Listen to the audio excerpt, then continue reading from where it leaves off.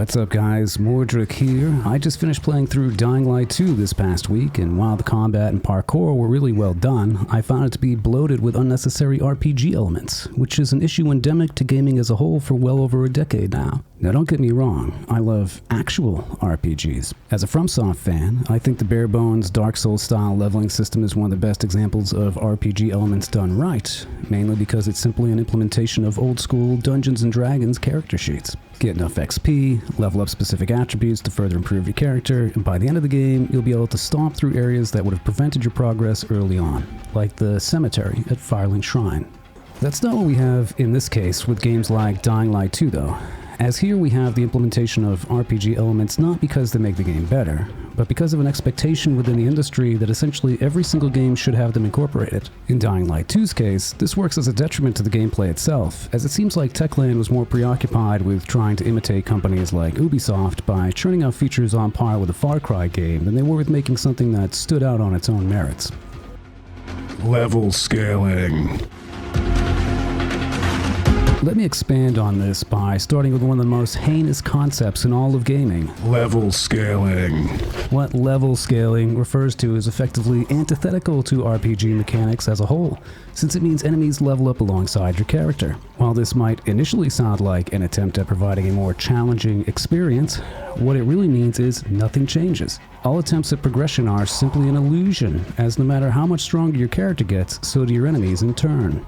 In this example, say a level 1 zombie has 100 hit points, and that your attacks do 25 damage. At level 6, the zombies might have 400 hit points, with your attacks doing 100 damage. At level 1 or at level 6, it'll still take 4 attacks to kill a zombie. Leveling, experience, hit points, and damage are all proportional against the same ratio, and are therefore inherently cosmetic, meaning nothing changes as you actually progress and level up throughout the game. It makes you wonder how many hours were spent from a development standpoint to implement such an unnecessary system, when that time could have been spent instead on making a more memorable experience.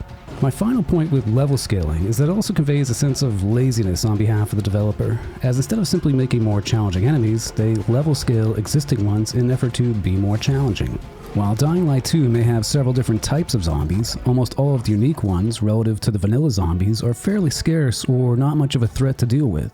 Wouldn't it have been more interesting when reaching areas splattered with the chemical spills that we come across stronger, chemically toxic zombies? Wouldn't that have made more sense from a narrative standpoint to have zombies that vary based on their environment, and therefore pose unique and challenging threats to the player? Nah, let's just plaster a number above their heads and call it a day. Similarly, this level scaling mechanic featured in other games like Assassin's Creed, Far Cry, The Avengers, or that upcoming Gotham Knights all appear to have such bland and uninteresting combat, because the enemies you're facing will be bland and uninteresting. The level scaling system always infers that any challenge opponents present to the player will be experienced fully within the first hours of gameplay and never really improve thereafter. This is why Souls-like games tend to be much more exhilarating, because new types of enemies with their own unique movesets are constantly presented to the player for each new area discovered, whereas these level scaling games fail to present any semblance of challenge beyond a handful of distinct enemy types. Looting and crafting. The final aspect of Dying Light 2, which shares the same problems as any of these other RPGs, relates to the primary source of all tedium in the entire game: looting and crafting. I must have pressed the fucking item discovery button 2,000 times during my playthrough, and I absolutely cannot stand how a feature like this is commonly implemented in such a piss-poor way. The best example of how to implement an alternate vision mode is in the Arkham games, where detective mode can be toggled on or off, and will remain enabled for as long as the player wants. If I have to press a button every 5 seconds, 10 times in a row within a 1-minute period, just let me toggle the damn thing and be done with it. Simplify how I need to loot, so I can do it faster and get back to the action as quickly as possible. On that note, why do I have to manually loot every enemy I kill? How is this still a thing in 2022? It's another development decision which interrupts the action and is completely unnecessary. Or why do I have to craft medkits? Later on in the game, medkits are everywhere, so it's like Techland realized having to craft them was a chore halfway through development and just didn't feel like retrofitting them into the first half of the game.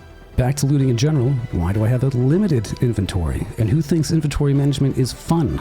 Often I'd have to drop some arbitrary item like a set of sneakers just to be able to pick up something useful like military tech, or drop some weapons I found hours ago in order to pick up something worthwhile. Stop impeding my momentum with unnecessary features and systems. This is why Dying Light 2 is a really fascinating case study, because it's a great example of how a game can be over-engineered. Ironically, it would have been a better game if it actually had fewer features. And that's where Techland really missed the mark with this one. If they hadn't worried so much about adding as many AAA features to the game in an effort to pose as one of the larger companies like Ubisoft, and focus instead on player momentum and enjoyment, the end result would have been a much more fun game to play. And there is a really fun game here, but it's buried underneath a mountain of bloat. Issues aside, I actually recommend supporting Techland since they're a small studio with a lot of potential. Just wait for a sale to do so. What do you guys think? Are you also tired of unnecessary RPG elements in games? And what were your impressions of Dying Light 2? Let me know down in the comments. And if you like this video, help me out by doing the things the algorithm likes. And I'll see you next in Elden Ring. Take it easy.